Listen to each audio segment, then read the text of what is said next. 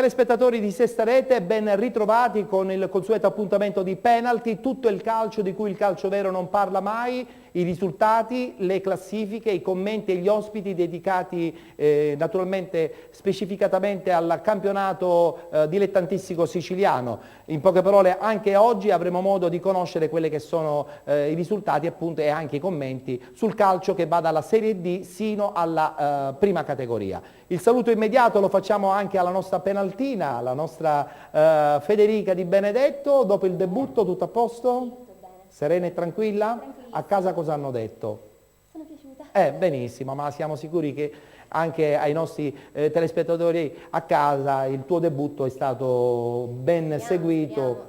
Sì, sicuramente. E il debutto naturalmente anche di Carmelo Puglisi è andato più che bene, eccolo qua infatti perché ritorna. Buona domenica a tutti, buona domenica a te Ettore. Ben trovato, con lui chiaramente parleremo del campionato interregionale, parleremo anche del campionato di eccellenza nei due gironi siciliani, girone A e girone B.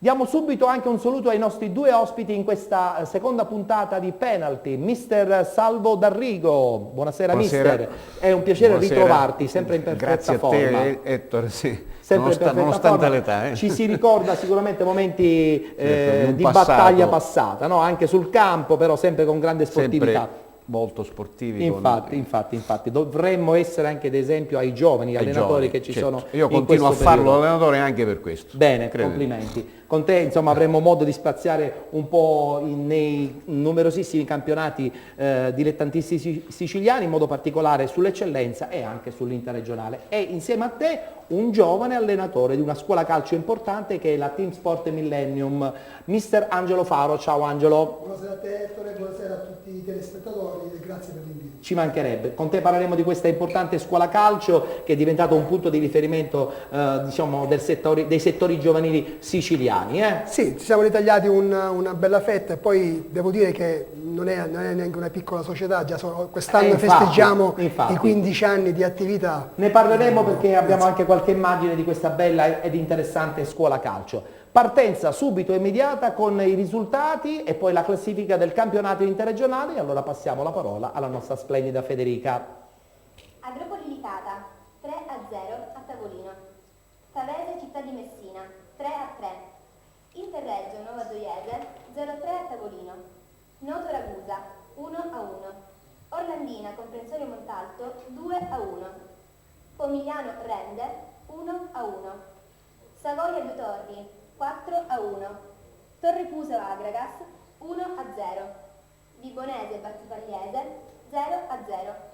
Perfetto, a questo punto diamo lettura anche della classifica, ricordando che in testa abbiamo la squadra campana del Savoia, eccola qua la classifica, il Savoia con 42 punti, l'Agragas con 37, Nuova Gioiese 32, Torrecuso 29, Cavese 27, Orlandina 25, Battipagliese 24 insieme al Noto, Pomigliano e Agropoli 23, Montalto 22, Interreggio 21, Due Torri 18, Città di Messina 14, Rende 7 punti, Vibonese 6, Ragusa 5, Licata 4. L'Interreggio ha un punto di penalizzazione così come il Ragusa, mentre sono 3 i punti di penalizzazione del Licata, ma che probabilmente già dalla prossima settimana scomparirà dal girone I del campionato di interregionale. Parola a Carmelo.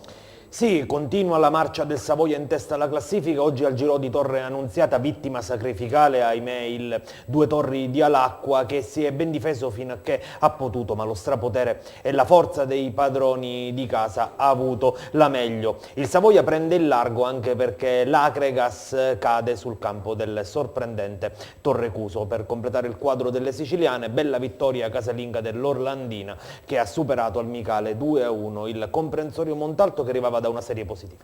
Ecco, a questo punto diamo lettura anche del tabellino del prossimo turno, parliamo chiaramente di domenica prossima, domenica 22 dicembre 2013, si giocherà la prima giornata di ritorno mi pare, o è la 17esima, adesso non ricordo bene. Vabbè, diciamo sì. prossimo turno così siamo più tranquilli, sì, è la 17esima giornata di ritorno, di andata. Acragas Noto, Battipagliese Orlandina, Città di Messina Savoia, Comprensorio Montalto Interreggio, Interreggio, Due Torri Pomigliano, Licata Cavese, Nuova Gioiese Acropoli, Ragusa Vibonese e Rende Torrecuso.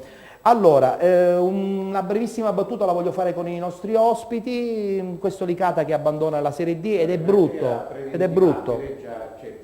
È già la quarta rinuncia, è automaticamente esclusa dal campionato, ha perso il titolo sportivo, è un glorioso... Peccato.